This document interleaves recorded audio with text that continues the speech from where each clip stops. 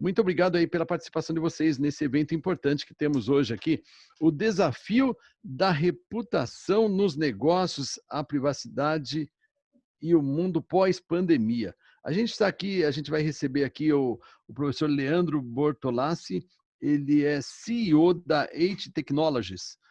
O professor Leandro ele é um especialista em gestão de crises e vai passar para nós aí uma avaliação de um cenário que a gente está vivendo, né? E como trabalhar a questão pós-pandemia, né? Que é um cenário, é um desafio para todos nós. Eu acho que enquanto pessoas físicas, mas também como empresas, né? Como é que o mundo se portará, né? Então ele já vive uma realidade de gestão de crises e vai mostrar e vai compartilhar um pouco da experiência dele conosco, tá legal? Então eu já vou passar a palavra para ele e para a professora Adriane, mas eu queria fazer rapidamente uma introdução aqui do portal do treinamento, que é a nossa organização, né? Então, a gente tem feito aí um ciclo bem intenso de webinars, né, gente, gratuitos, e vocês, se vocês quiserem fazer inscrição em outros, basta vocês acessarem, vai no Google e dá Simpla Portal espaço treinamento, e Simpla Portal do Treinamento. E aí vocês vão ver a nossa agenda, vocês vão ver que, por exemplo, amanhã a gente já tem evento, na quarta, alguns palestrantes estão aqui assistindo a palestra do professor Leandro, inclusive o professor André, por exemplo, que está aqui conosco, a professora Adriane mesmo, que é uma palestrante também. Então, a gente vai ter aí, a gente tem aí alunos de cursos nossos, por exemplo, eu estou vendo aqui o Henrique Palma e outros aí de vocês, né? Então, assim, agradecendo a presença, lógico, né? Mas também convidando para que vocês assistam outros treinamentos. E todos os cursos que a gente está oferecendo, mesmo o webinar gratuito, eles têm um certificado de participação para vocês. Então, é legal também atualizar o LinkedIn, o currículo, né? Mostrar que você está se atualizando. E é bastante importante. Então, as pessoas têm o conhecimento, têm o certificado de participação, né? E aproveitem aí, porque a gente tem que tirar proveito desse momento aí de pandemia, de recolhimento, né? E também aproveitar para se atualizar, tá certo? Ficar mais competitivo profissionalmente falando. Então, gente, eu queria que vocês vissem aqui um videozinho rapidinho nosso e aí a gente já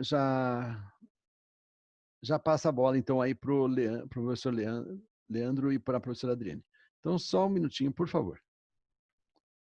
Então, eu quero compartilhar aqui a tela.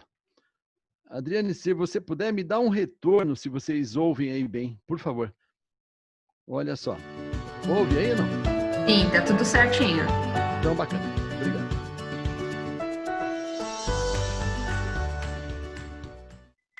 Olá, seja bem-vindo ao Portal do Treinamento. Temos mais de 15 anos de história de ensino em tecnologia da informação, com treinamentos voltados para profissionais da área de tecnologia, jurídica, entre outras. Os nossos treinamentos são relacionados ao gerenciamento de serviços, governança, agile e privacidade de dados, além de tantos outros disponíveis em nosso catálogo. COBIT, ITIL, ISO 20000, TOGAF, Scrum Master, Green IT. Pensando na comodidade de nossos alunos, oferecemos aulas online e presenciais. Também temos em nosso catálogo a disponibilidade de realizar treinamentos in company, ou seja, de realizar treinamentos de forma customizada em suas organizações. Nossos instrutores são profissionais de mercado com larga experiência no assunto ministrado. Além da vivência acadêmica, trazem conteúdos atualizados sobre o tema procurado e também cases de mercado. Quer saber mais sobre o portal do treinamento? Acompanhe-nos nas redes sociais e ative as notificações. Acesse já o nosso site www.portaldotreinamento.com.br. Lá, você encontrará diversos treinamentos que poderão alavancar sua carreira. Te esperamos lá. Bem, gente, é isso aí. Então, eu queria agradecer a presença novamente de vocês, do professor Leandro, professora Adriane, os participantes, né? Todos vocês, muito obrigado aí a todos por participarem. E aproveitem, então, a apresentação do professor Leandro. Então, Adriane, você quer falar alguma coisa antes do professor Leandro? Sim, oi pessoal, tudo bem? Boa noite. Bom, boa noite, professor Humberto. Antes de entrar no assunto com o professor Leandro, que ele já está aí na linha, né, vamos dizer, já tem aí a sua apresentação para falar da questão da reputação, gostaria de fazer uma breve introdução ao tema da LGPD, que é a Lei Geral de Proteção de Dados, só para que dê a introdução e ele entre com essa parte que é posterior, ou seja, aconteceu um incidente de proteção de dados, de incidente contra a privacidade das pessoas, como que a empresa pode vir a fazer a gestão dessa crise, porque não deixa de ser uma crise, essa questão, a imagem da empresa é questionada, né, nesse caso. Então, ele vem debater esse assunto com a gente. Eu posso compartilhar aqui minha tela, professor? Sim, já está disponível. Ok, então vamos lá. Uma rápida introdução e aí a gente já entra com a apresentação do professor. Tá dando para ver a minha tela? Sim. Sim, tá. Bom, pessoal, uma rápida apresentação. Como vocês viram aí no vídeo, o portal do treinamento tem toda a carreira de DPO, que é o Data Protection Officer, como é conhecido esse profissional no exterior. Então, essa certificação como DPO é uma certificação internacional, que é para você, e inclusive muitas das vagas de trabalho já têm exigido, inclusive, essa certificação da EXIM como um diferencial. E tem toda a parte da Foundation, da 27001, que é a parte de fundamentos da segurança da informação. Depois vem o Foundation, Privacy and Data Protection Foundation, que é a parte teórica do GDPR, que é um regulamento europeu. Depois a parte prática da proteção de dados, ou seja, você já sabe a teoria, como colocar a mão na massa, como fazer um processo de adequação da empresa em regras de proteção de dados e proteger a empresa de receber uma sanção também, né? Então, tem toda essa certificação da EXIM, que é reconhecida em mais de 100 países, e aí é o Data Protection Officer da EXIM, que você, fazendo os 3 cursos, passando nos 3 exames, você tem essa certificação como DPO. Tem aí as redes sociais do portal do treinamento, o LinkedIn. Então, inclusive, essa palestra que vocês que vocês estão participando com a gente, vocês vão receber um certificado de participação, podem publicar no LinkedIn, marcar o portal do treinamento. Tem também os vídeos inúmeros aí que a gente já fez no canal do YouTube do portal. Caso vocês tenham interesse de seguir, marquem lá, sigam a página, que daí vocês recebem a notificação quando a gente tiver um novo vídeo. A gente está sempre produzindo conteúdo, então inscrevam-se lá no canal. Bom, fica aí também a dica também do próprio site do portal do treinamento, caso vocês queiram acessar a agenda, saber os últimos cursos, os próximos. Bom, então vamos lá. A LGPD é uma lei de 2018, ela tem uma previsão de entrada de vigência em maio de 2021. Isso porque tem a medida provisória que prorrogou a vigência dela. Mas como o próprio nome diz, medida provisória tem a sua vigência provisória, ou seja, até meados de agosto, o Congresso Nacional vai ter que decidir se continua sendo vigente ainda esse ano ou se vai realmente ser prorrogada para maio de 2021. Então, a gente tem essa indefinição. Até final de agosto, a gente tem aí uma previsão de início de vigência em maio de 2021, mas a gente precisa a gente ainda precisa dessa posição final, que vai acontecer agora em final de agosto de 2020. As sanções, elas vão ser aplicadas em agosto de 2021, isso já está definido. As sanções só a partir de agosto de 2021.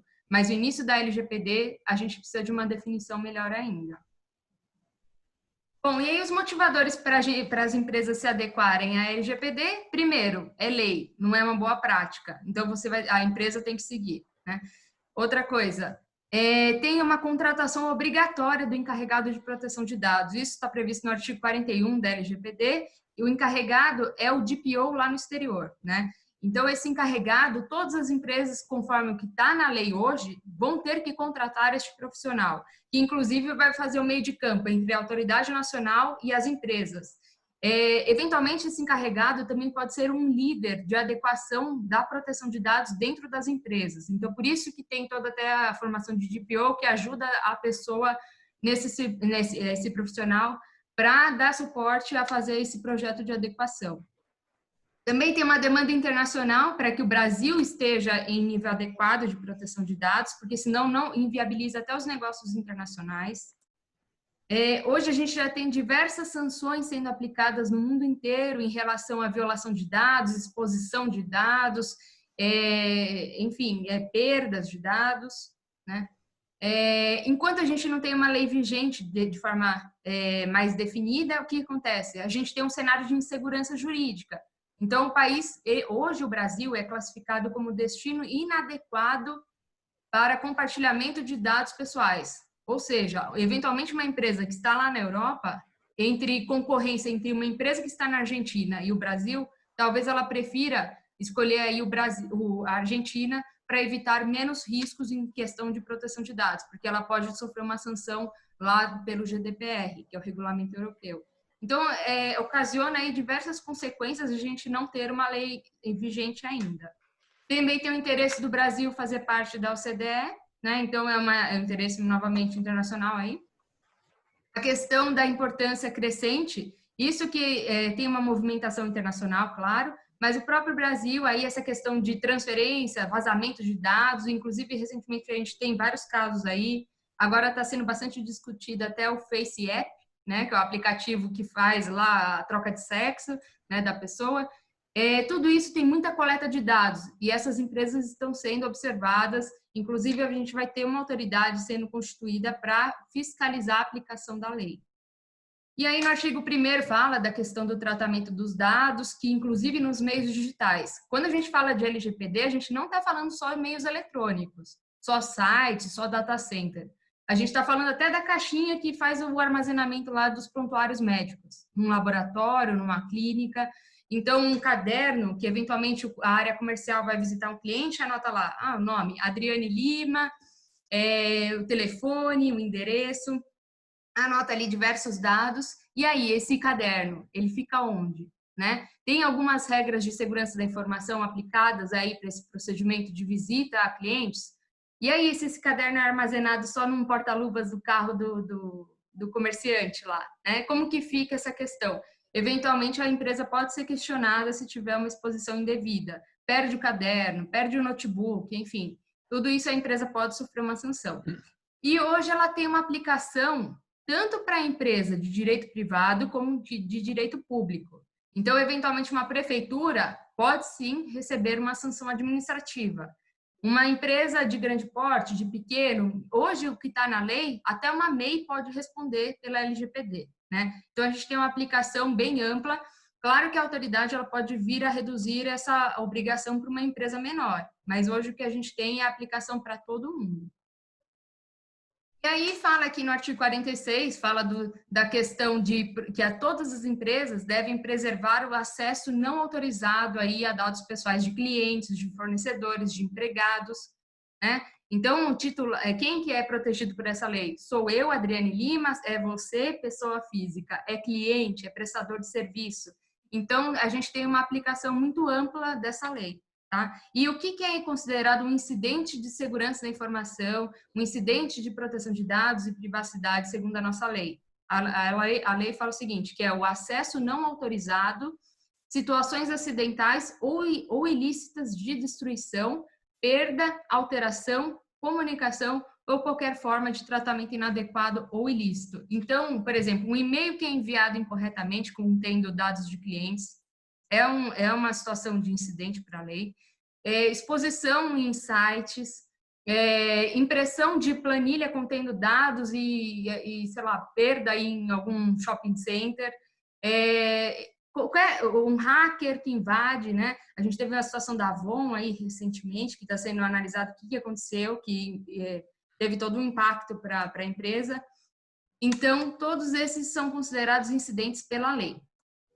E aí, aconteceu um incidente, o que vai ter que fazer? A empresa vai ter que notificar a autoridade nacional que vai ser constituída e avisar, olha, aconteceu um incidente na minha empresa, né? E aí, como que fica essa reputação dessa empresa que faz essa notificação? Porque, eventualmente, o que vai acontecer? A autoridade vai determinar que a empresa publique no seu site que aconteceu o incidente. né? Então, imagina como que fica a situação dela perante aí o mercado, né? Perante a confiança com seus clientes. É isso que fala aqui no artigo 52, inciso 4º, que eventualmente a autoridade pode definir que seja publicada a situação, a infração no seu site, ou envio de e-mails, envio de uma notificação informando o cliente, informando o empregado, o prestador de serviço que ocorreu determinada situação, né? Então, tudo isso é para dar a introdução aí ao nosso tema. Inclusive, nessa notificação, vale a gente comentar que a empresa vai ter que informar a autoridade, olha, aconteceu tal situação, tal infração, quais são os titulares envolvidos, quais são as medidas técnicas e de segurança que a empresa já adotava e vai passar a adotar daqui em diante, quais são as medidas para contenção desse incidente. Então, se você não tem um mapeamento bem feito na empresa, eventualmente você não consegue responder isso rapidamente. Então, é isso que eu queria dar de introdução. Desculpa a rapidez, mas a gente entende aí que a maioria já tem alguma introdução, mas eu achei que era interessante fazer essa abertura para vocês. Bom, o webinar de hoje é com o professor Leandro Bortolassi. Ele vai falar o desafio de reputação nos negócios, a privacidade e o mundo pós-pandemia. E aí, até pensando num cenário aí que todo mundo está de home office, as empresas tiveram que modificar aí seus modelos de negócio, tendo em vista a continuidade dos negócios, né? Então, ele veio falar um pouquinho a respeito desse tema para a gente. Bom, Leandro, tá aí? Online, professora, vocês estão me vendo? Sim, sim. Sim, sim. Ah, tá. A professora acabou de dar um big de um spoiler da minha apresentação aí. Mas é isso. Na verdade, o assunto LGPD é muito importante nesse momento. Se faz necessário discutir isso, principalmente pelo atual momento, a mudança no modelo de trabalho que a gente está passando. Não era previsto, aconteceu. Agora a gente tem que acelerar algumas decisões para que torne esse novo modelo de trabalho mais seguro. Tá? Eu vou compartilhar a minha tela com vocês. Assim, só para falar um pouquinho de mim, o meu nome é Leandro Bortolassi. Antes que alguém pergunte, eu não sou um profissional da área de tecnologia. Eu sou jornalista de formação, estudei administração. Mas sempre trabalhei com comunicação para a área de empresas de tecnologia da informação, telecomunicações e aviação. Acabei me apaixonando muito pelo setor. Então, eu vou compartilhar minha tela. Vocês avisem se dá para ver direitinho, por favor? Estão vendo? Sim, estamos. Deixa eu colocar em modo apresentação aqui, porque tem que dar 2 cliques. Então, vamos lá, gente. A escolha desse tema não é por acaso. Eu já trabalho com reputação de companhias há pelo menos 15 anos. Como eu falei, eu vim da área editorial, trabalhei como repórter no começo da minha carreira, depois fui trabalhar como profissional de relações públicas em algumas agências. No país atendi grandes companhias de diversos setores e acabei me especializando na área de gestão de crise, principalmente crise de imagem na imprensa, né? Então, eu sou fundador e CEO da Eight. Agora nós somos a Eight Technologies, né? Nós nascemos em 2016 como Eight Comunicação. Nós éramos uma agência de relações públicas, uma agência de comunicação corporativa com foco em gestão de crise. Então, ela foi fundada a convite de um cliente para gestão de uma crise societária durante um processo de recuperação judicial, né? Então, nós trabalhamos durante 3 anos nesse modelo, mas sempre com o objetivo de inovar, de transformar o modelo, porque eu achava que o próximo passo nós tínhamos que incluir um sistema de análise, um sistema de inteligência de dados como um fator, um diferencial competitivo. Então, no ano passado, nós passamos por uma reestruturação e concentramos a nossa atividade numa agregação de inteligência de dados para os processos de construção de storytelling, né, narrativa, a partir de evidência científica. Então, assim, a gente queria saber de que forma nós conseguimos usar a análise de Big Data, por exemplo, para gerar uma vantagem para um cliente nosso em relação a uma exposição na imprensa. Nós conseguimos, fizemos uma série de projetos, tivemos uma visibilidade muito importante e esse processo nos trouxe agora, em 2020, a desenvolver uma empresa de tecnologia focada em desenvolvimento de soluções para a área de comunicação. Mais para frente eu vou falar um pouquinho sobre isso. Nós criamos um sistema de gestão de reputação baseado em inteligência artificial. Tá? Então, quando eu começo a falar sobre reputação, eu gosto sempre de pegar a questão semântica dela. É claro que, assim, eu não coloquei esse link da Wikipedia por acaso. Quando nós digitamos reputação no Google, é a primeira busca que nós encontramos, é a Wikipedia. Então, a gente está falando de a opinião do público em relação a uma pessoa, um grupo de pessoas ou uma organização. Então, quando nós falamos em opinião, obviamente a gente pensa, poxa, opinião não seria um conceito subjetivo, né? Como é que eu consigo quantificar a opinião? Mas se tem uma coisa que eu aprendi trabalhando tanto na área de comunicação ou no contato com gestores aí de diversas áreas, é que para tudo existe uma forma de você criar um indicador. Então, por exemplo, se você quiser gerar um indicador de reputação para um país, por exemplo, você tem uma série de entidades aí.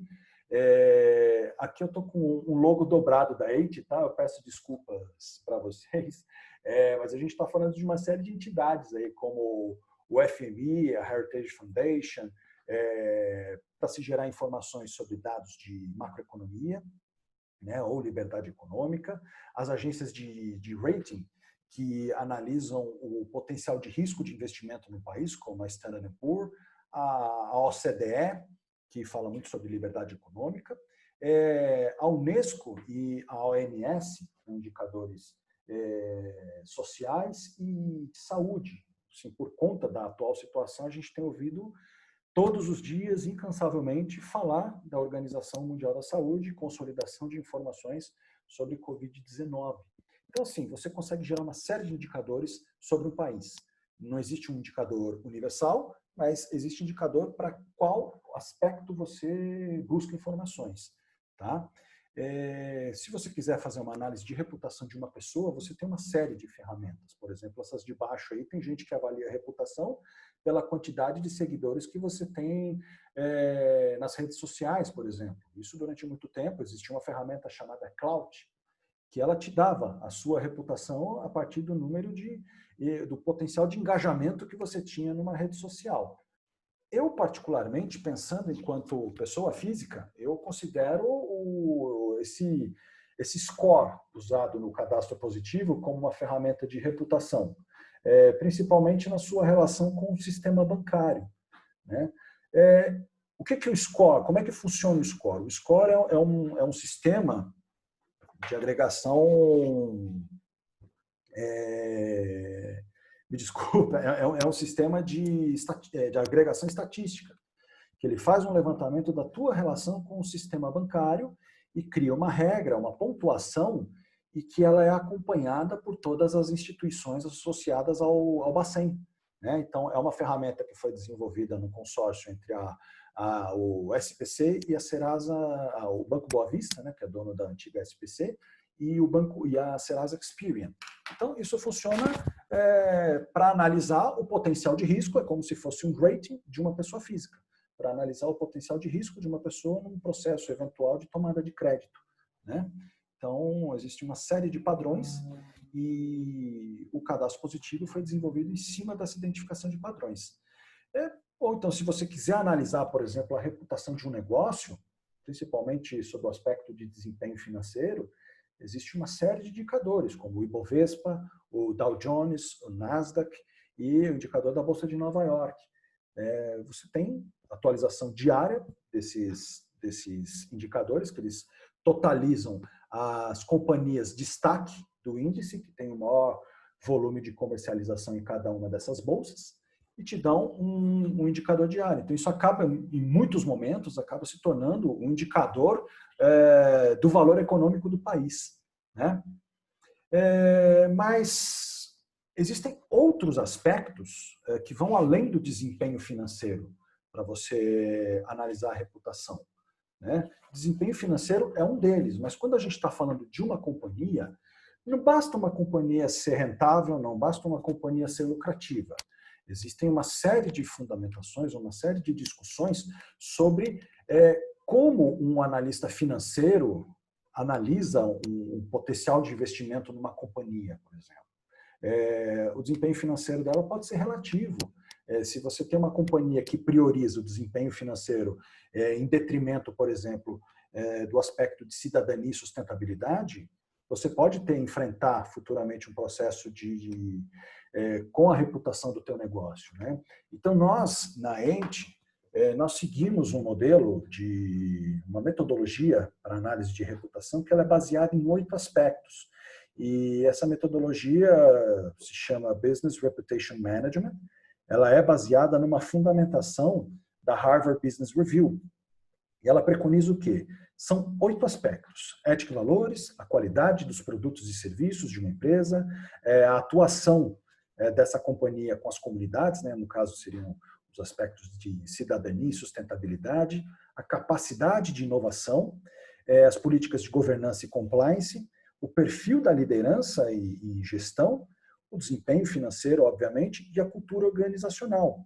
Isso tem como foco compreender 4 dimensões dentro desses 8 aspectos de negócio. A gente está olhando o ponto de vista do cliente, o ponto de vista do mercado, inclusive o concorrente, do investidor e do público interno, o funcionário. Reputação é uma ferramenta de 360 graus que analisa de dentro para fora e de fora para dentro, né? Então, é muito importante mapear todo esse ecossistema. E é dessa forma que nós analisamos reputação na Ente. Nós temos uma ferramenta, na verdade, assim, é um sistema, porque é uma composição de um conjunto de algoritmos e que a gente consegue analisar a exposição dessa empresa, seja na imprensa, nas redes sociais, na forma como ela se posiciona ao mercado, nos balanços financeiros, nos demonstrativos de resultado, nos relatórios de sustentabilidade, e a maneira como os interlocutores dela percebem esses estímulos, tá? Então, quando a gente joga isso para um gráfico, por exemplo, a imagem que a gente tem é essa. Quando a gente está falando de um sistema de gestão de reputação, nós medimos quanto cada um desses 8 aspectos, inovação, desempenho financeiro e até ética e valores, alteram a percepção de um interlocutor em relação a uma companhia, né? Muito dificilmente esse indicador vai estar aqui na borda, né? Esses 8 indicadores vão estar na borda. Provavelmente você vai ter uma pequena alteração nisso. Então, o que a gente visualiza mais ou menos com essa exemplificação gráfica aqui, né? Então, por exemplo, a gente está vendo aqui, isso é um caso real, tá? Nós puxamos de um sistema de análise que nós temos, é uma companhia que ela teve um problema de desempenho financeiro e isso foi comprometido por questão de compliance e foi muito percebido pela questão de cidadania e sustentabilidade, porque isso acabou gerando uma crise na comunidade onde ela operava. Mas, em compensação, a percepção dos clientes em relação à qualidade dos produtos e serviços não foi afetada. E também não foi afetada a percepção dos funcionários com relação à empresa. Então, você teve alguns pontos críticos em que essa empresa sofreu a gente pode dizer, um desgaste de reputação em algum desses aspectos, né? Então, o que a gente diz? A gente costuma fazer uma analogia na Ente de que uma pizza boa, geralmente ela tem 8 pedaços muito parecidos, do mesmo tamanho. Então, quando acontece algum desequilíbrio nessa forma, você tem algum problema. Então, esse sistema que nós utilizamos ajuda a medir a forma como as pessoas percebem o seu negócio. Então, por exemplo, a gente consegue analisar toda a exposição dessa empresa na imprensa e a percepção dos leitores desses veículos na imprensa com relação ao que você está dizendo. né? Então, assim, não é só o que a empresa diz, mas é o que a imprensa publica sobre a companhia e o que entendem os leitores desses jornais, desses sites, sobre o negócio. Assim como as redes sociais, a forma como essa companhia se relaciona. A gente consegue quantificar cada um desses aspectos. É claro que isso é uma combinação de algoritmo de inteligência artificial e um banco de dados, né, a gente chama de dataset, gigantesco. Existe todo um arcabouço de dados aqui, de camadas, de subcamadas de dados aqui. Todas informações públicas, tá? Não existem dados pessoais sendo trabalhados. A gente tem um sistema que ele lê e consegue gerar uma classificação, tá? Então vamos lá. A gente está passando por um processo que é uma nova realidade. Talvez o maior processo de transformação pelo qual nós já passamos desde a Segunda Guerra Mundial, né? O mundo todo se preparou para uma guerra nuclear, o mundo todo se preparou para tragédias naturais, mas ninguém se preparou para uma pandemia. Então a gente tem um inimigo praticamente invisível e que colocou todas as nações do mundo praticamente de joelhos durante um bom período. A gente ainda está aí diria que na metade desse processo. Tem alguns países que estão começando a relaxar o processo, mas nós ainda estamos longe disso, tá? Então, assim, a nossa nova realidade é que home office hoje é o nosso modelo de trabalho, pelo menos para quem tem uma ocupação dentro de um escritório. Então, a gente está falando de um segmento ou uma possibilidade de atuação que teve um crescimento de quase 70% entre 2015 e 2020, né? Então, nós éramos, em 2015 eram 12 milhões de pessoas, em 2020, por conta dessa pandemia, já são 26 milhões, né? E isso tende a ficar, a se permanecer nesses indicadores, tá? O que a gente vai ver um pouquinho mais adiante aqui, tá? Então, com essa nova realidade de você trabalhando de casa, de você trazer o escritório para dentro da sua casa, o que a gente está observando? Os principais impactos correlacionados a isso. A gente tem aí um aumento de 40% no tráfego de banda larga doméstica e também um aumento de mais de 30% no volume de reclamações. Ou seja, você tinha uma empresa com internet, com banda dedicada, agora você está trafegando os teus e-mails, todo o seu serviço de streaming de uma empresa da sua rede doméstica, né? Então, essas informações estão passando por uma rede que não foi construída para isso. Isso está demandando a criação de novos processos dentro das companhias. De acordo com essa pesquisa da Cushman & Wakefield, que é uma consultoria de RH, 40% das empresas brasileiras não trabalhavam com home office, mas pretendem continuar trabalhando depois que esse período de pandemia se encerrar, ou pelo menos esse período de isolamento social. Isso vai demandar o quê? Uma série de procedimentos de criação de política de segurança de redes, manual de conduta. Eu digo, não é manual de conduta sobre o uso de tecnologia, mas é manual de conduta no home office. O uso de VPN e também criptografia.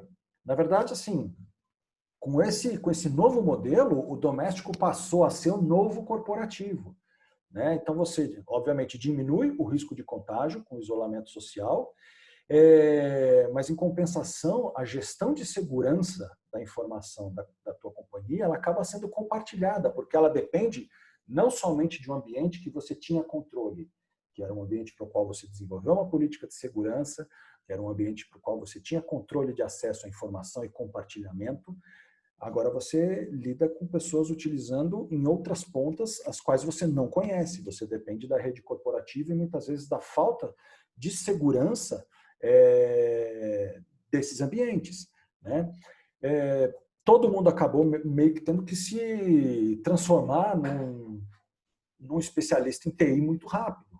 Criar um sistema para você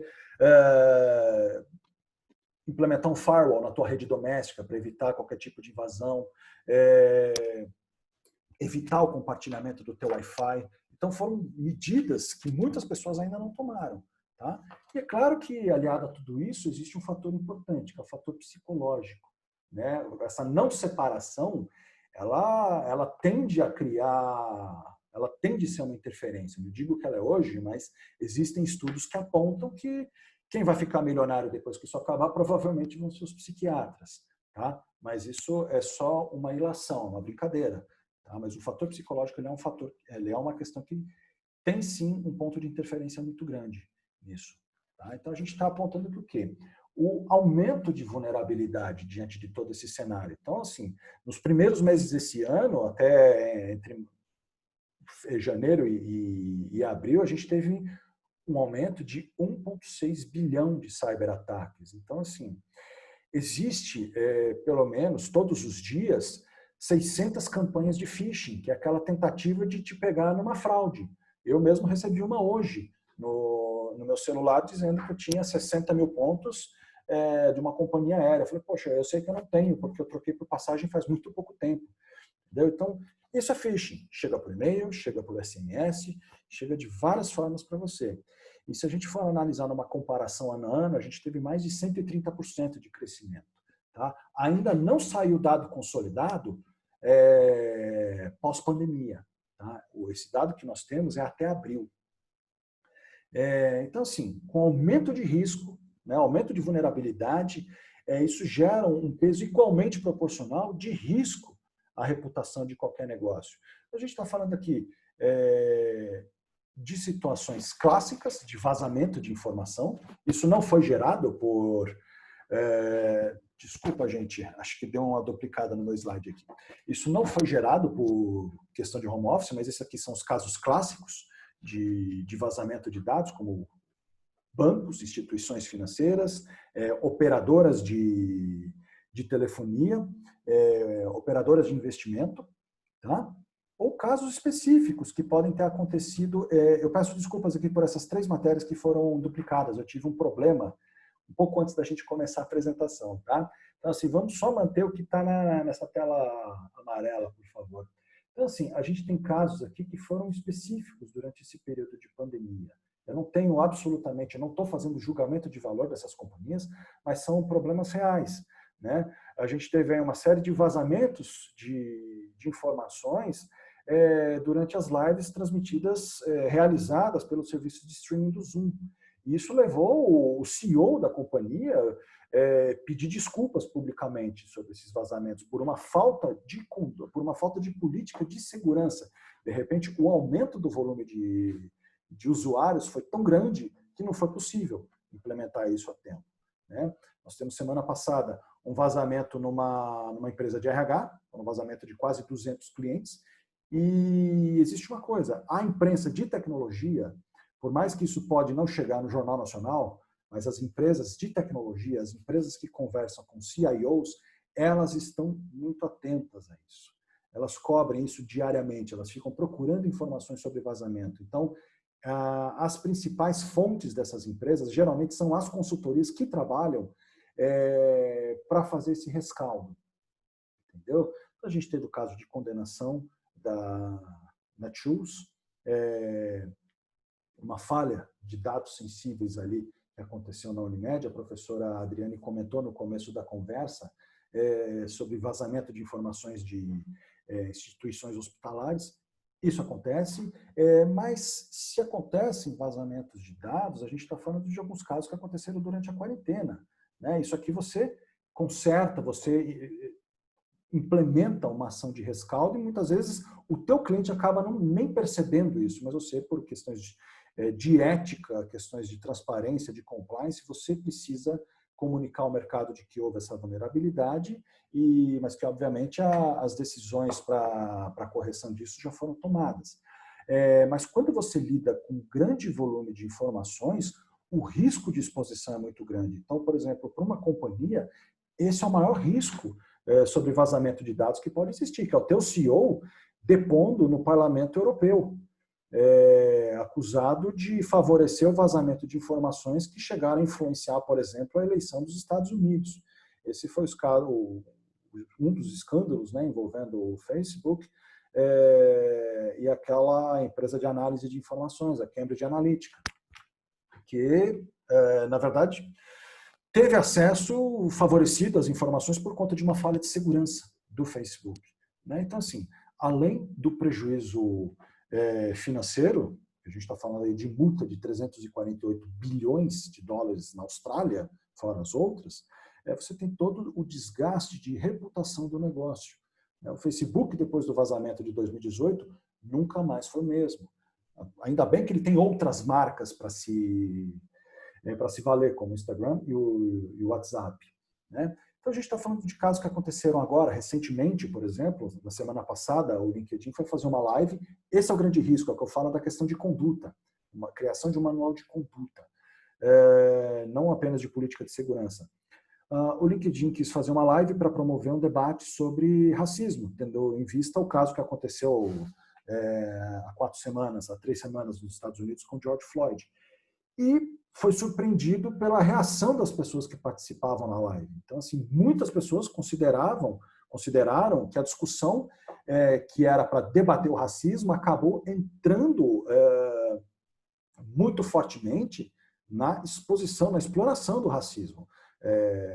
Então, assim, a imprensa sensacionalista, por exemplo, o Showtech, eu conheço, diz que eles defenderam o racismo, e não foi bem isso que aconteceu. Tinham opiniões ali que discordavam.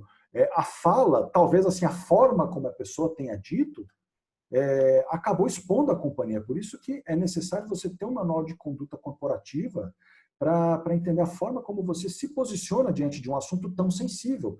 Talvez o LinkedIn, por ser uma companhia de alcance global, não deveria ter promovido uma live pública para falar sobre o assunto, por conta do despreparo de algumas pessoas para debater um assunto tão complexo, né? Então, uma iniciativa que tinha uma intenção de ser positiva acabou se tornando uma grande dor de cabeça, e que você tem que colocar o teu CEO pedindo desculpas por esse tipo de conduta de funcionário. Mas quando a gente está falando especificamente sobre vazamento de informações não vazam, né? Informações são obtidas ou informações são facilitadas. A gente está falando aqui de um volume muito grande de informações. A gente está dizendo aqui uma consolidação de dados já vazados nos últimos 4 anos pela Netflix, pelo LinkedIn, pela Last.fm, de quase 1,5 bilhão de senhas. Então, você imagina, você abriu a tua senha do teu LinkedIn, da Netflix, do serviço de streaming da Last.fm, a pessoa tem acesso a todos os teus gostos, a todas as tuas preferências, ou seja, ela está dentro da tua mente, praticamente. Assim mesmo como o Facebook aconteceu em 2018, a Uber já enfrentou uma série de problemas com vazamento de informações, a Adobe e também a Netshoes, que chegou até a ser condenada em R$500 mil aqui no Brasil, por esse vazamento de 2 milhões de dados. Não vou discutir se o valor é alto ou é baixo, mas o ideal é que esse tipo de acontecimento não fosse recorrente, né? Mas se nós estamos falando de vazamento de informações, é porque, de fato, existe um mercado para isso. Então, por exemplo, ele é chamado de Dream Market, porque ele está hospedado na Dark Web. Dark Web é aquela parte da internet em que as ferramentas de busca não estão indexadas. Então, você não consegue encontrar informações de Dark Web no algoritmo do Google, por exemplo. Você precisa de uma rede específica para fazer essa navegação, que é a rede Tor, que você usa um navegador específico para isso. Então, é um mercado negro, e o que já foi encontrado nesse mercado é um lote com 127 milhões de contas disponíveis para venda no Dream Market. Então, são informações de 8 sites diferentes, incluindo a MyHeritage, que é um site que promete ajudar você a montar a tua árvore genealógica, e ali você insere todos os dados seus, sua data de nascimento, a tua relação, o nome do teu cônjuge, o nome do seu pai, da sua mãe, do seu irmão. Você cria toda a sua rede genealógica e deixa disponível nesse site. Então, é um sistema que facilitou o vazamento dessas informações. O próprio Dubsmash, que era um aplicativo desses de brincadeira que virou febre nos últimos anos, como está virando o FaceApp hoje, que muda o gênero da pessoa, e tem um valor para isso, né? Esse lote de informações ele estava sendo comercializado no Dream Market por R$54 mil, né? Mas esse valor em bitcoins, não R$54 mil mesmo. A transação acontece em bitcoins. dentro desse mercado. Foi encontrado também um volume de 92 um volume de dados de 92 milhões de brasileiros, tá? Isso disponível para venda. Então, que tipo de informações você tinha ali? Nome completo, endereço, CPF, eram dados da CLT, provavelmente vazados da Previdência. Então, isso pode ser invadido ou pode ter sido vazado internamente. Então, assim, tem um estudo da FGV sobre isso, inclusive, levantando essas possibilidades, né, do vazamento de informações do Ministério da Previdência. E, é claro, a gente está falando de uma outra situação. Se existem vazamentos de informação que têm valor comercial para isso, existem outros tipos de invasão. Primeira coisa, existe uma diferença muito grande entre hacking e cracking. Geralmente, o hacker é um profissional da área de segurança da informação. Então, invadir sistema faz parte de um procedimento de segurança. Você está estressando uma ferramenta de segurança. Então, o hacker ele tem essa função de criar um escudo através da invasão. É uma forma de você desenvolver boas práticas de proteção. Agora, o cracker é aquele que invade com o objetivo de deturpar e de destruir os sistemas das companhias. Então, assim, quando a gente fala de invasão, todo cracker é um hacker, mas nem todo hacker é um cracker. Tá? Então, quando ele é usado para o mal, a gente chama de cracker. Tá? E o objetivo, geralmente, dessas invasões é o quê? É promover um assassinato de reputações, principalmente quando algum grupo acaba identificando que personagens tenham deturpado alguns daqueles aspectos que nós pontuamos lá atrás, né? Então, por exemplo, agora o presidente da República, os familiares são alvos de invasão, e sendo bem honesto, não é difícil você vazar informação de um presidente da República ou de deputados políticos. Primeira coisa, o TSE tem todas essas informações e elas são públicas. É a prestação de contas de campanha. A professora Adriane, depois, ela pode, talvez, nos dar um exemplo com relação a isso. Mas quando a gente acessa os relatórios do Portal da Transparência, os dados, as declarações dos candidatos, então candidatos, elas estão todas ali. Então, você tem a relação de patrimônio. Não foi assim, não imagino que tenha sido um caso de invasão, mas tenha sido um caso de alguém que pegou as informações e tenha disponibilizado, né? Mas elas são públicas. O que a gente viu na semana passada foi o PC Siqueira, que é um youtuber que ficou muito famoso na época da MTV. Ele é odiado por muitos, amado por outros muitos, e teve uma suposta conversa vazada na qual ele afirma ou insinua que tenha tido acesso a conteúdo relacionado à pedofilia, né? Então, isso tem gerado uma discussão muito grande em torno do assunto. Essa informação foi vazada exatamente por uma discordância, muitas vezes pela questão posicionamentos políticos que ele toma, ou por alguém enxergar, talvez, hipocrisia na relação dele. Não estou fazendo julgamento de valor, mas são as justificativas que são apontadas. E até o nosso glorioso Whindersson Nunes, o maior youtuber do Brasil, teve aí na semana passada uma série de dados vazados junto com a ex-esposa, né? Foi um vazamento, provavelmente, dos fãs da esposa dele, que eles terminaram o casamento recentemente, e que desaprovaram um clipe que ela gravou com o cantor Vitão. A questão é, não me pergunte quem é Luísa Sonza e quem é Vitão, porque eu não conheço. Então, assim, o que me interessa é o assunto do vazamento de informações. Ou seja, você tem reações diversas que levam a esse tipo de vazamento de conteúdo. A gente está falando de crime aqui. Tá? A gente está falando de crack, a gente está falando de exposure. Você está pegando informações privadas e colocando num ambiente público. Existe até a Lei Carolina Dickmann, que vigorou, se eu não me engano, em 2014, depois que a atriz teve uma série de fotos publicadas depois de ter mandado um smartphone para reparo. Então, a pessoa teve acesso às informações dela e tornou público. Tá? Então, assim, ok, a gente fala de reputação. O que isso tem a ver com reputação? Tudo.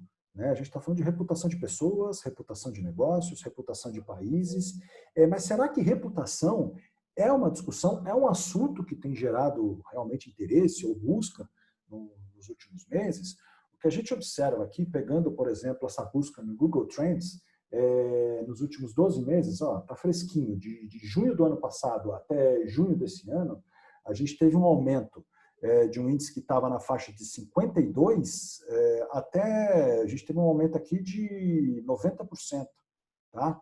Então, é um assunto que realmente as pessoas estão procurando, estão preocupadas e muitas dessas buscas estão relacionadas à reputação corporativa. Com base nisso, nós na ET realizamos uma pesquisa com profissionais da área de marketing, da área de comunicação, finanças e também compliance, para entender qual é a percepção desses profissionais com relação à reputação dos negócios. Essa pesquisa eu vou compartilhar somente alguns slides, porque ela ainda não é pública, mas ela vai sair nos próximos dias. Tá? Mas eu deixo aqui algumas amostras disso. Assim. Então, assim, quando a gente fala sobre reputação, a maioria entende, a maioria maciça aqui entende de que é a percepção dos interlocutores em relação a uma empresa. Os profissionais de finança, no caso, eles, a maior concentração acreditam que reputação é a percepção dos clientes em relação às empresas.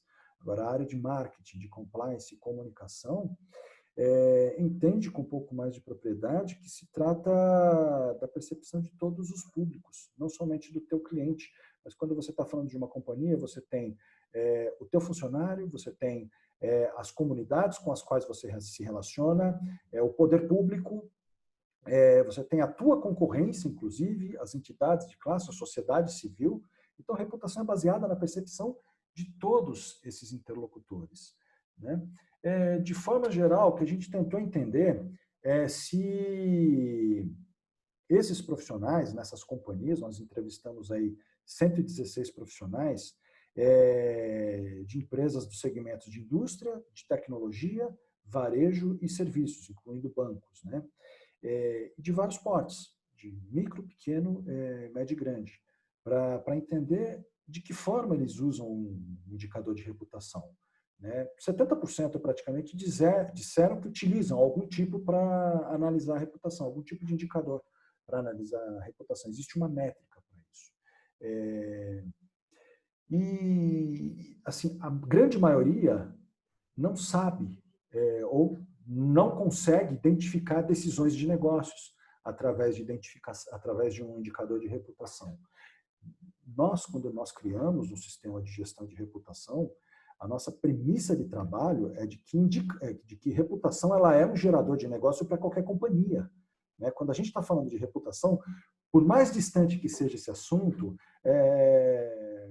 ele não é difícil de ser tangível, porque se a gente for pensar, quando você utiliza um serviço como Uber, a reputação do motorista conta muito se você vai fazer a corrida ou não. A experiência que você teve com o entregador do iFood vai dizer muito a relação que você tem com a companhia. A reputação, a tua experiência com a companhia aérea, por exemplo. Isso vai refletir muito na decisão de um outro cliente, saber qual é o rating de avaliação dela. Então, a gente desenvolveu um sistema com a mentalidade de que reputação é um gerador de negócios e isso precisa ser identificado dentro das empresas. É por isso que nós criamos, ou melhor, quantificamos indicadores de negócio para avaliar a reputação, não o volume de exposição ou equivalência de publicidade, se você conseguir uma matéria na imprensa, ou quanto isso custaria se fosse um anúncio publicitário. Não, assim, as pessoas percebem a relação, a tua política de cidadania e sustentabilidade desta forma. Com um número tal, a tua percepção sobre isso é de 30, a tua percepção sobre desempenho financeiro é 40, você precisa melhorar, ou as pessoas não estão entendendo que tipo de estímulos você vai gerar. Tá?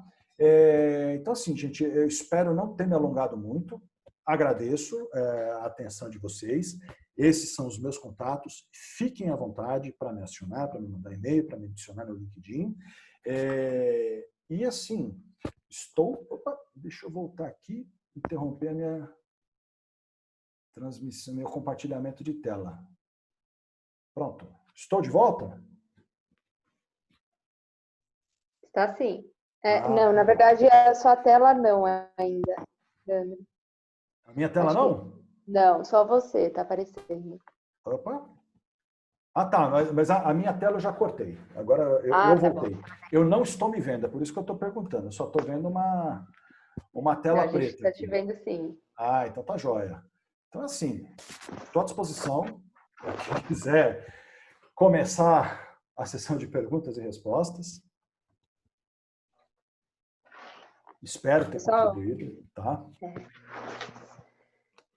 Parabéns pela sua apresentação, Leandro. Pessoal, a gente está aberto aí a receber aí as suas dúvidas, caso vocês tenham algumas, podem anotar no chat. Se vocês quiserem liberar o microfone também, podem liberar. Bom, para também aí nesse sentido, Leandro, eu acho que eu, como advogada, professora e também consultora em projetos de adequação à LGPD, eu entendo que o seu papel é essencial, porque tanto num plano de resposta a um incidente, né, como eu até mencionei no começo, a gente tem a questão de eventualmente ter que notificar a autoridade em relação a um vazamento de dados, uma exposição indevida, aí, infelizmente, ou não estava mapeado pela empresa, ou se não ocorreu, né, infelizmente fugiu aí do alcance da empresa, né? Então, até eu recomendo sempre nas minhas aulas que as empresas tenham um comitê diversificado, inclusive com um profissional da área de comunicação, relacionamento com imprensa, muitas vezes, que ajuda bastante nesse papel de controle da própria imagem, da reputação da empresa como um todo, né? Então, pessoal, para quem está aí com projetos de adequação, vale a pena considerar nos seus planos de resposta, eventualmente, ou a contratação terceirizada ou interna de um profissional, como um gestor aí de crises, né? E, eventualmente, controle da reputação da empresa. Bom, temos aqui umas perguntas. A gente pode começar aqui, professor? À vontade. Vamos lá. Então, a Priscila, ela pergunta assim, Leandro, boa noite. Como você entende que as empresas lidarão com a reputação, principalmente agora, depois de uma crise provocada pela pandemia? Você acredita que essas empresas buscarão ainda mais por serviços de comunicação voltados à gestão de crises e reputação? Qual que é o seu feeling? A pergunta é muito boa. A verdade é o seguinte, as empresas, geralmente, elas entendem, enxergam o diferencial de comunicação exatamente na situação de crise. O grande problema, geralmente você monta todo o jogo e esquece de envolver o time de comunicação. Geralmente ele chega no final. Então, assim, aí a resposta acaba não sendo rápida, né? Então, muitas empresas acabam pecando nesse sentido. O ideal, como estava falando a professora Adriane, quando você tem que montar, eu não diria nem que é um comitê, mas é um esquadrão anticrise, né? O ideal é que você tenha um responsável pela área, seja um diretor de comunicação ou seja alguém que é responsável pela relação da companhia, do nome da companhia com a comunidade externa, principalmente imprensa, porque com alguns anos de experiência, geralmente a crise chega com mais rapidez na imprensa do que em quem trabalha na própria empresa, entendeu? Então, é sempre essencial que esse profissional esteja envolvido nas discussões. Tem toda uma questão de NDA, tem toda uma questão de confidencialidade, mas, geralmente, quem está acostumado a lidar com a imprensa tem todo esse procedimento já muito mapeado, né? Então, assim, o ideal de toda crise é você estar com ela mapeada antes dela acontecer. É você já ter previsto quais são os passos que você deve seguir se acontecer um procedimento tal, uma situação tal. Então, assim, respondendo à pergunta da Priscila, eu acredito que sim. Muitas empresas estão enfrentando crise nesse momento, não somente de vazamento de informações, mas financeira, inclusive, e estão tendo que se posicionar para isso. Acredito que sim. Acredito também que o modelo dessas companhias analisarem a forma como se trabalha a comunicação tende a mudar. Por conta própria, por experiência própria, nós já tivemos algumas oportunidades com grandes empresas que estavam querendo entender como fazer comunicação de uma forma diferente, de que forma tornar isso mais assertivo, né? Então, acredito sim que vai aumentar a procura por esse tipo de serviço por uma questão de necessidade dos próprios gestores, talvez não dos profissionais de comunicação, mas do próprio C-level das companhias. Tá ótimo. Bom, o Ronan, na verdade, falou que gostou muito do conteúdo e da explanação de vocês dois, vocês foram show. Oh, muito obrigada, Ronan. Legal. Ficamos felizes aí com o feedback. O Leandro também, parabéns e muito, Leandro, agradecendo aí. O Hamilton me mandou aqui um comentário também, excelente exposição. No mundo digital e dinâmico em que vivemos, o sucesso de uma empresa hoje não garante o sucesso ou reputação amanhã. Qualquer deslize pode ser muito grave, a reputação não pode ser negligenciada. E é bem nesse sentido mesmo, né, Leandro? Exatamente. Que a gente tem que considerar essa situação. Exatamente. Existem muitas crises, por exemplo, que você consegue evitar. Eu diria que aí pelo menos 90% das crises você consegue evitar com planejamento, né, com mapeamento de riscos. Então, por exemplo, eu trabalhei durante muito tempo no setor aéreo. E se existe um setor preparado para uma crise, é o setor aéreo. Então, esse aprendizado eu costumo trazer para os meus planejamentos. Poxa, plano de crise ele é obrigatório, porque muitas vezes a empresa quer comunicar, ela quer dar vazão às boas informações. Tá, muito bom, mas e se algo der errado? Não é que a gente é pessimista, mas a gente tem que estar preparado para responder, inclusive, quando as coisas não dão certo, né? Então, isso é muito perigoso mesmo. Existem alguns casos de companhias que enfrentaram problemas, empresas que estavam muito bem, mas enfrentaram problemas por deslize, por falta de planejamento, ou talvez por não ter colocado todas as áreas para conversarem, ter divulgado uma informação que não passou provavelmente pelo compliance, isso acabou gerando um risco, não só para o desempenho financeiro da companhia, mas quanto para a questão de ética e valores dela. Muito bom, muito bom. Até nessa seara ainda, a Isamara comenta aqui, né? Não é muito fácil achar esse tipo de serviço ou ele não é muito divulgado? Pois apenas agora na crise que temos ouvido falar bastante. O que você acha? Na verdade, esse serviço ele é muito... Assim, o serviço de crise ele existe. Eu trabalho com isso há 15 anos, né? Então, mas na verdade, o sistema específico de gestão de reputação ele é muito novo, né? Assim, ainda mais o modelo que nós criamos, né? Que ele é totalmente baseado em análise de dados. Então, assim, a gente não tem uma equipe com pessoas fazendo leitura de conteúdo, pensando em planos. A gente consegue obter informação muito rápida. A gente joga a informação e o algoritmo nos devolve, já com recomendações de providências a serem tomadas. Entendeu? Então, isso é muito novo. Então, é uma ferramenta relativamente... O conceito é antigo, mas a forma de operacionalizar, pelo menos como que nós estamos fazendo, isso é extremamente novo. Eu acredito que para os próximos 2 anos isso vai crescer muito. Tá? Muito bom. Bom, aí o Henrique Palma aqui, inclusive o Henrique nos acompanha sempre. Muito obrigada, Henrique, né? Ele comenta aqui, muito boa a apresentação, isso dá para entender que a LGPD será um grande impacto nas empresas e que elas não estão preparadas. Qual o desafio hoje para os pequenos empresários e comerciantes? Nessa situação de reputação desses pequenos empresários e comerciantes. Eu tiro isso por nós mesmos, né? Nós estamos formando uma outra empresa, então a gente já está nascendo do jeito certo. Então é uma preocupação que nós temos. Dá mais trabalho? Dá muito mais trabalho. Mas também te dá tranquilidade de que você não vai precisar se adequar quando você tiver com a ampulheta correndo contra o tempo, entendeu? Então, assim, eu particularmente, se fosse gestor de uma empresa que vai ter que passar por esse processo de adaptação, aproveitaria esse momento de pandemia para correr com isso. Eu sei que tem uma série de outras decisões, mas acho que você sair disso com a tua empresa realmente pronta para enfrentar a cobrança de um agente regulador vai te dar uma vantagem competitiva muito grande, porque se você tiver que correr contra o tempo para fazer isso, a chance de você ter problemas e não conseguir cumprir as determinações é muito grande. Sim.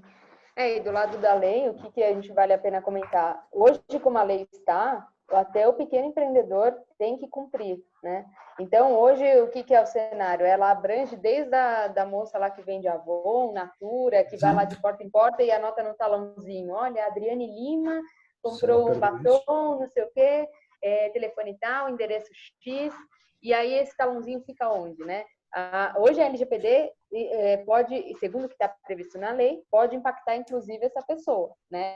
E até a empresa de grande porte. Então a gente tem aí toda a cobertura de todas essas pessoas aí, né, que tratam dados pessoais.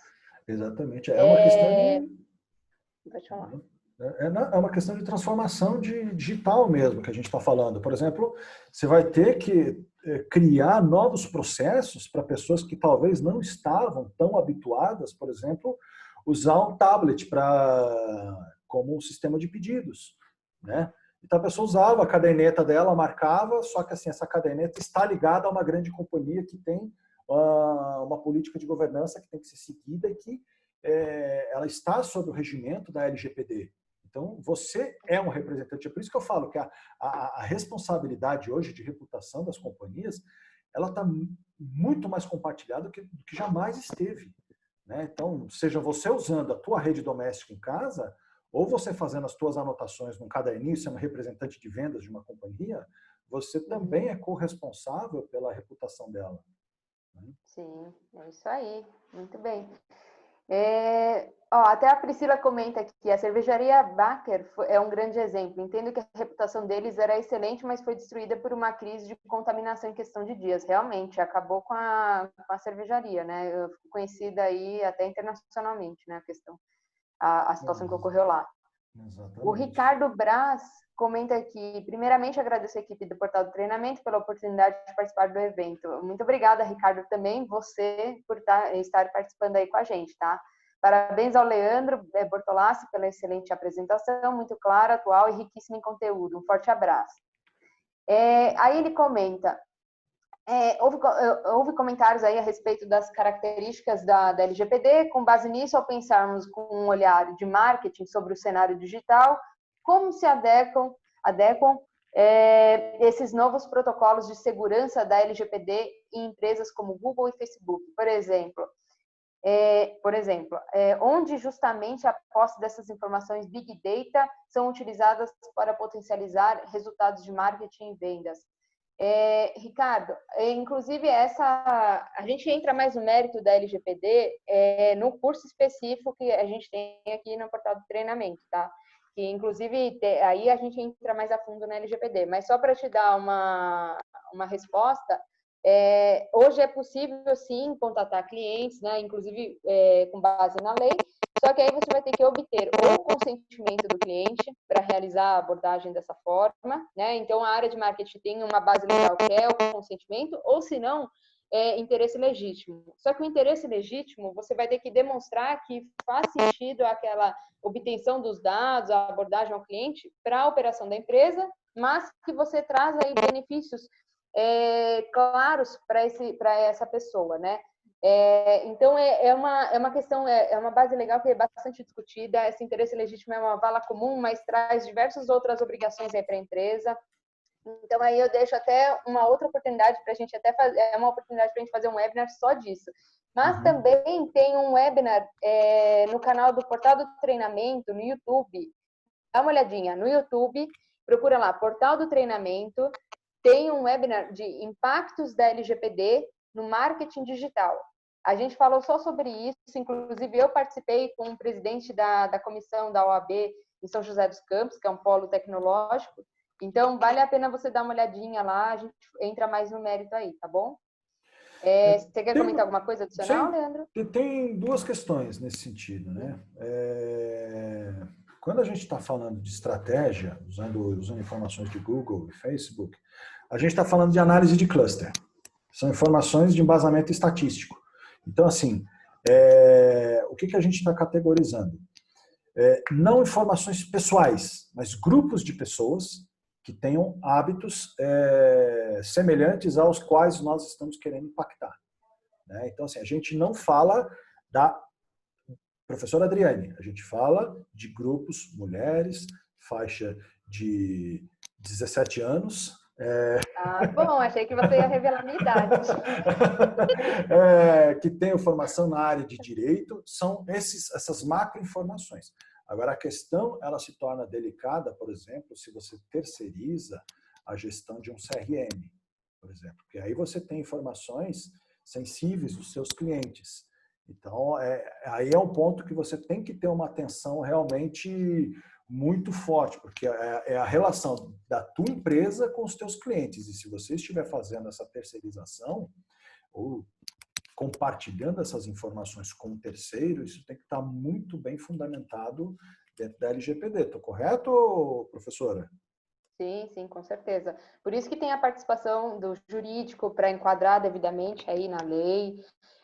Também você vai ter que entender todo o fluxo dos dados, desde a coleta dos dados até o armazenamento para a empresa, a abordagem ao cliente, porque o mailing também é uma questão de ter enquadramento para ser lícito. Tá? Inclusive, hoje, a gente tem o PROCON e a Anatel atuando já nesse sentido. O Ministério da Justiça tem também investigado e o Poder Judiciário tem aplicado multas para algumas empresas.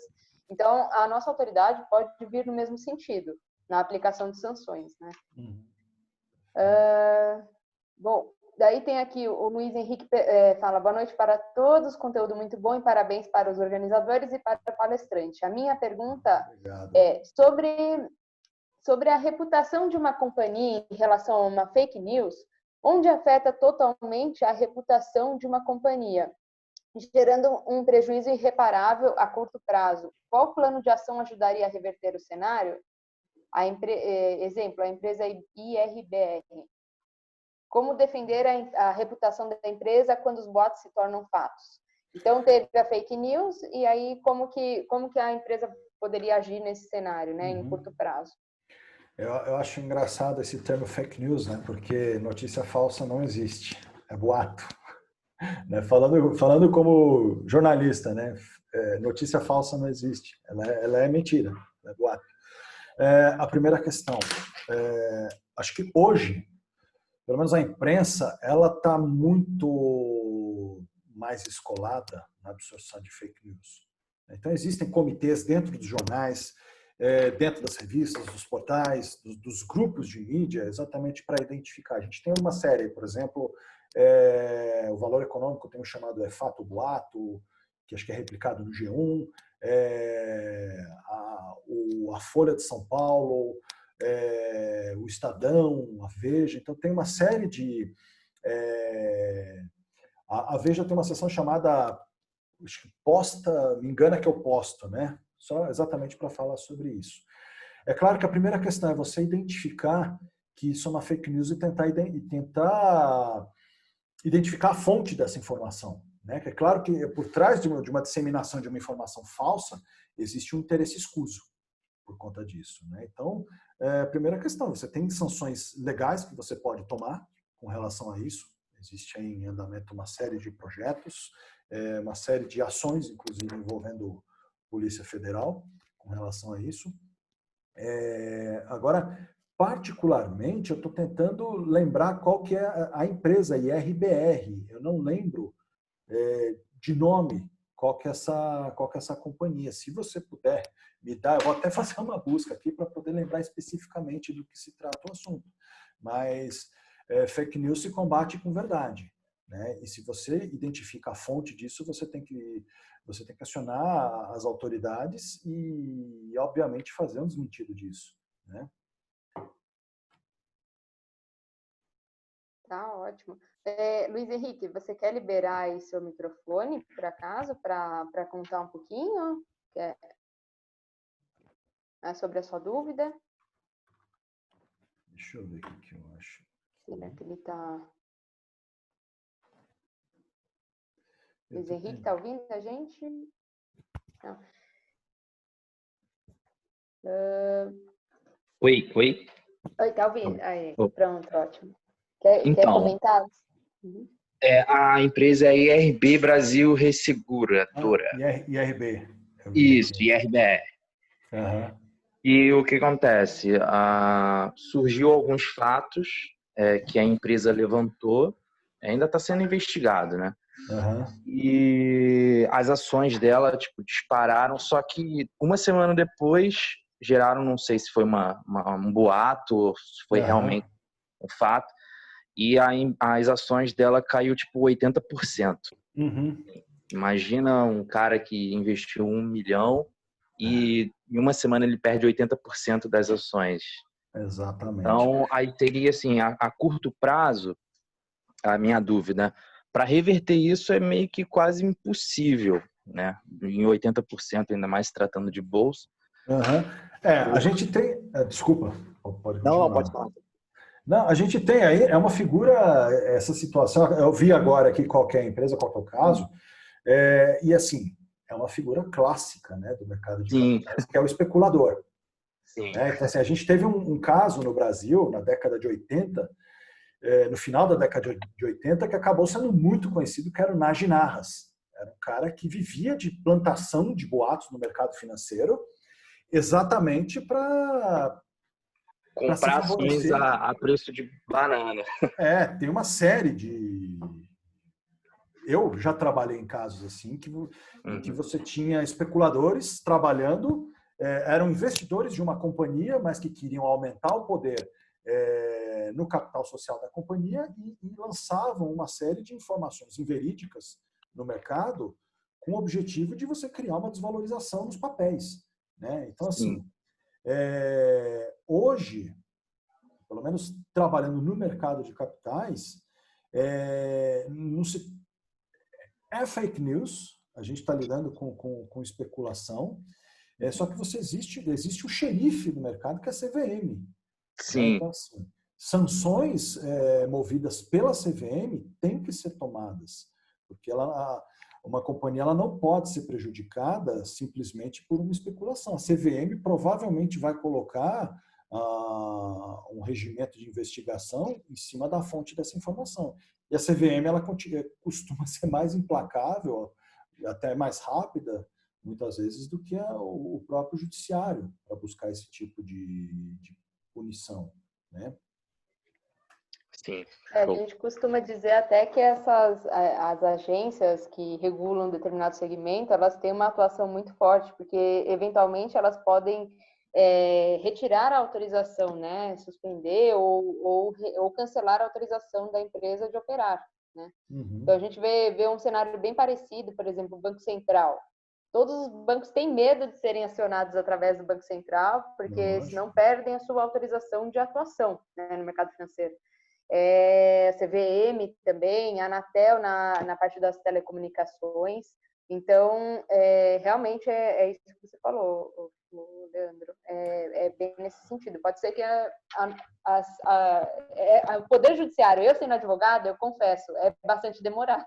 Exato. Então, essas agências acabam sendo muito mais rápidas. O papel do agente regulador, apesar de toda a interpretação burocrática que ele acaba tendo, na verdade, ele tem uma função que é a preservação do mercado, das práticas concorrenciais. Né? Então, assim, se você quiser, no mercado de capitais, ter uma investigação rápida, é a CVM que você tem que acionar muitas vezes, em vez de você acionar a justiça. Porque a justiça você tem o prazo do judiciário, você tem a condição de recorrer. Agora, se a CVM determinou, cumpra-se. Isso é muito rápido. Né?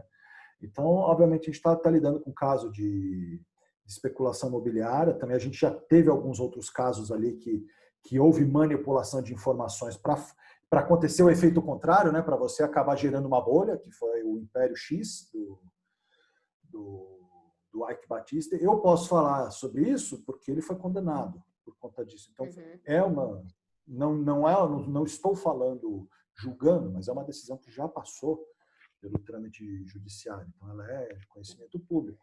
Virou até comédia, né? Fizeram até um filme só de comédia disso, porque com base em informações não verdadeiras, vamos dizer, né? Ele acabou vendendo ações e virando milionário e depois não tinha nem base para essas ações. Né? Exatamente, empresas que praticamente não existiam. Chega a ser uma coisa de doido, né? É. Tá bom. Pessoal, tem mais alguma dúvida que vocês ou querem comentar mais alguma coisa? Querem utilizar o chat ou liberar o áudio? Podem ficar à vontade.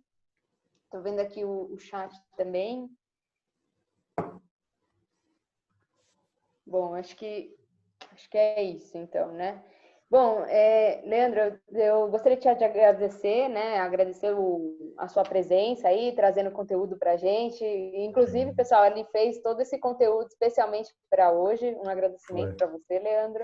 Obrigado. Então, que a gente sabe que a gente se compromete a fazer webinar e tem todo um trabalho por trás, né? De estudo, de atualização, produção de conteúdo. Então, eu te agradeço nesse sentido. Gostaria que você colocasse à disposição das pessoas que estão assistindo a gente aí, o seu contato. Se você quiser colocar no chat o seu LinkedIn, mas pode falar também. Vou colocar, sim. Eu já vi que algumas pessoas que acabaram sendo impactados aí pela publicação do portal do treinamento já me adicionaram no LinkedIn. O meu LinkedIn é Leandro-Bortolassi, da forma como eu vou escrever aqui no chat. Tá? A nossa empresa se chama 8.tech, esse é o nosso site, muito fácil de ser achado. Professora, se você quiser disponibilizar essa apresentação, fica à vontade. Essa pesquisa nós vamos divulgar, ela vai sair na imprensa agora nos próximos dias, mas também nós vamos divulgar ela no nosso site. Quem participou do webinar e quiser me acionar, eu mando diretamente por e-mail ou por WhatsApp, não tem problema nenhum, entendeu? Então, assim, eu fico à disposição. Eu vou colocar também o meu telefone, meu pessoal, se alguém quiser. O pessoal está pedindo seu e-mail, Leandro. Claro. Professor Leandro, eu posso disponibilizar também a gravação também para eles? Claro, fica à vontade, pode disponibilizar. Então, quem quiser, quem mandar o e-mail para a gente aí, quiser, eu vou fazer o seguinte, eu vou pedir... Adriana, você tá ouvindo aí também? Adriana que está com a gente aí, que eu estou usando o contato dela. Adriana? Não, mas professor, você quer colocar o contato @portal? Eu queria te fazer uma proposta, Leandro, daí a gente... de disponibilizar o vídeo e quem quiser pede diretamente a você, então. Quer assim? Pode ser. Perfeito, pode ser. Perfeito. A gente sobe... Okay. Então, gente, vocês viram aí o professor Leandro, ele colocou aí o e-mail dele, e aí a gente vai disponibilizar pelo portal o vídeo para ele, né? Deixar ele, e ele, vocês querendo uma cópia, ele remete direto a vocês. Tá bom assim? Tá joia. Tá ótimo. Então, seu e-mail é leandro@8.tech. Exato. Tá. Então, assim, agradeço mais uma vez pela oportunidade, agradeço a todo mundo que participou. Continuo à disposição do portal do treinamento, sempre que precisarem de mim. Foi um prazer estar com todos vocês hoje e até a próxima, tá? Um grande abraço para todo mundo, professor Humberto, professora Adriane, obrigado pelo convite, tá bom? Tá ótimo. Nós que agradecemos, Leandro, e queria convidar, deixar a porta aberta aí, ó, o André Pitkovski, que é nosso professor também, e está agradecendo aí, o André tem uma experiência larga aí, se ele quiser falar uma palavrinha, André, acho que é sempre bem-vindo, quiser apontar alguma coisa, seria bem legal mesmo, né? E o Leandro, então eu queria deixar a porta aberta aí para você sempre falar aí conosco aí, sempre que você puder e quiser, tá bom? Claro, conta comigo. Vai ser um prazer. A gente tem aí algumas pessoas que já são meio de carteirinha, né? O Jorge, outras pessoas aí que têm sempre vindo aí, também agradecer a presença dessas pessoas que nos seguem já há algum tempo. Eu queria ainda pedir de novo aí, André. O André, eu falo dele porque, Leandro, ele é uma pessoa que tem uma vivência internacional, palestrante nos Estados Unidos, na Europa, em Singapura. Eu acompanho o André faz muito tempo. Já teve no Jô Soares aí, ó, na época do Jô, já foi entrevistado pelo Jô, o André. E aí queria que ele desse uma palhinha, complementasse o que ele achou da sua apresentação e o que ele pode contribuir. Você está comentando no chat. Agora eu fiquei com medo. Humberto exagera bastante, né? Boa noite. Boa noite. Muito obrigado pela palestra. Aprendi muito, gostei muito. Eu estava quietinho aqui no escuro, né? Ele me acordou, olha aí.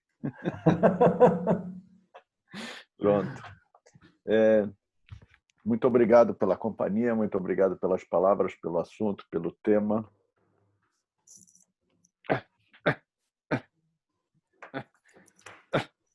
Temos gatos aqui. Eu vi. É o fiscal. E é um prazer ter você aqui no Portal do Treinamento. Espero que seja a primeira de muitas. Que bom. Você faça parte do grupo. Muito obrigado. Eu que agradeço. Eu vou voltar aqui para o meu escurinho. Muito obrigado, professor. Tá bom. Mas é isso, mas pessoal, ele estava me falando no chat aqui, né? Comentando e valorizando a sua palestra. Então foi bacana. Obrigado. Gostei. Tá joia. Tá ótimo. Pessoal, então fica aí o convite também para os próximos eventos. Entrem no Simpla, procurem Portal do Treinamento. Sempre tem tem sempre evento aí que a gente está promovendo conteúdo. Inclusive, nessa semana temos mais 2 webinars, então a gente colocou até no chat aí para vocês, caso vocês queiram participar, tá bom? Humberto, gostaria de falar mais alguma observação? Eu novamente agradeço ao professor Leandro, né? Eu acho que foi muito rica a apresentação e gostaria de convidar vocês todos, incluindo o professor Leandro, para assistir a minha palestra de Lean também, que a gente vai falar dessa abordagem que é bem importante, né? E se vocês olharem na agenda lá, a gente tem aí a apresentação que vai acontecer amanhã. E depois nós vamos ter também o Open Banking, né? É uma palestra bastante legal. A gente vai falar de LGPD. Em todas as palestras a gente vai acabar falando um pouco de LGPD, né? Então é um tema que a gente não pode deixar de estar reverenciando, né? Mas a gente, então, eu convidar vocês aí para esse ciclo de palestras, né? Novamente valorizando a questão de a gente tem que tirar proveito de tudo, né? E no caso da pandemia a gente está fazendo a gente ficar em casa, então já que a gente está em casa, vamos se atualizar, né? Não é isso, professor? Mesmo. Adquirir conhecimento, é isso mesmo. Eu acho, né? Com certeza, aproveitar o tempo em casa e se atualizar, né? Exatamente. Então, uma boa noite para todos. Muito obrigada novamente para vocês que estão participando, para o professor Leandro e também o professor Humberto, né, em ter oferecido aí esse tema para a gente. Tá bom? Uma boa noite para todos. Obrigado. Uma boa noite, obrigado. Um abraço para todo mundo. Tchau, tchau. Tchau, tchau.